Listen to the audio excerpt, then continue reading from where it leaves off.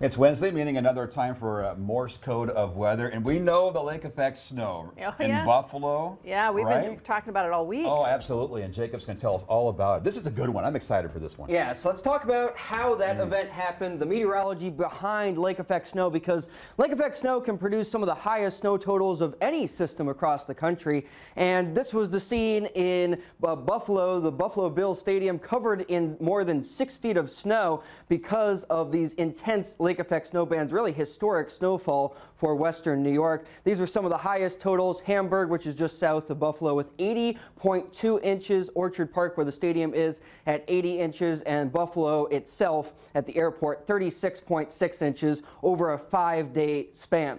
So Orchard Park total, again, just a few miles south of the city of Buffalo. Very impressive system that came through when we went through the end of last week and into this past weekend. Here's a radar loop from Thursday at 9 p.m. through Saturday at 9 p.m.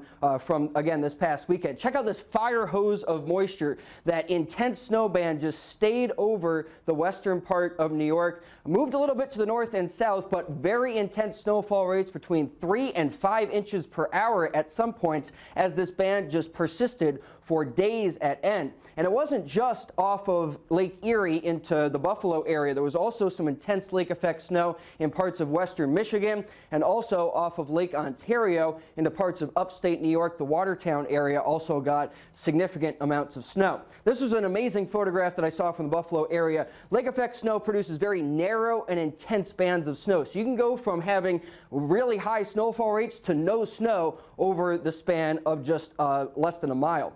Now, the lake effect snow band, as I showed you, kind of sprayed a lot of snow over western New York, so the bands weren't exactly very narrow on satellite images. A lot of western New York was covered with feet of snow, and they're still digging out from this event. So on the snowfall accumulation map, you have that maximum just to the east of Lake Erie and also just to the east of Lake Ontario. This has to do with the elevation up here in northern New York with the Tug Hill Plateau. When you get the higher elevation, that can suck out more of the moisture from the atmosphere and deliver higher snow totals to that. There was also interesting meteorology with this lake effect snow event.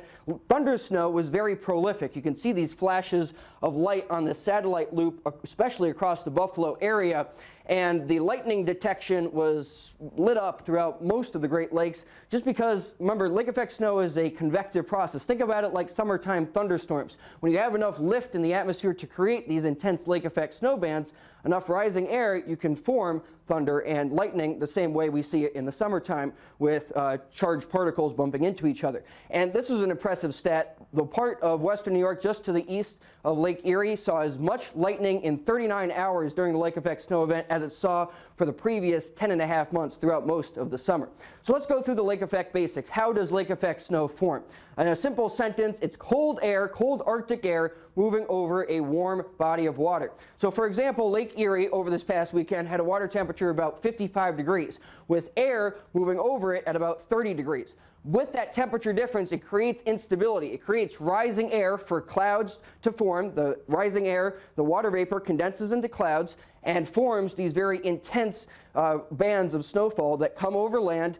And as that air rises even further with your terrain increasing in elevation, you get intense bands of lake effect snow on the eastern side of the lakes. Here's a graph of Lake Erie water temperature. There was a really impressive warm spell just before this lake effect snow event, which allowed the lake effect, the Lake Erie temperature to kind of plateau at about 55 degrees, increasing the fuel, if you will, for this lake effect snow to form. So another schematic of how lake effect happens, you have the warmer water, cold air coming over it, and the air above the lake is warmed by the warm water. So you have the conduction process there. It rises, creates enough buoyancy for clouds to form, and then further rising air with the higher terrain to the east of lakes, and you get a lot of snow.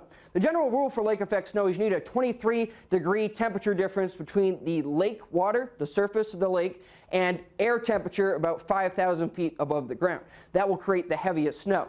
We also need to take into consideration the fetch, or the wind direction over the largest part of the lake. If the fetch is more than 62 miles, that creates the heaviest snow. So if the wind is blowing over the longest part of the lake, that's going to allow it to pick up the most moisture, dump the most snow on the east side of the lake. And if you have less than 19 miles that the wind is blowing over the lake, that creates little to no snow. It's most common in the late fall and early winter when you have that Arctic air coming through, but the water of the lakes is still relatively warm, and the wind direction should be up from the same direction throughout the entire column of the atmosphere.